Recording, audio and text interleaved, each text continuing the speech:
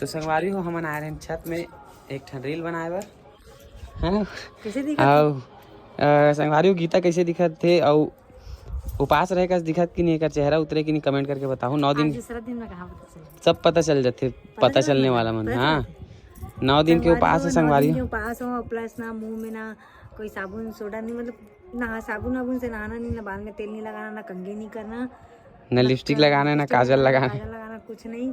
तो normal video बनाते, कोई गलत बस कमेंट मत करना।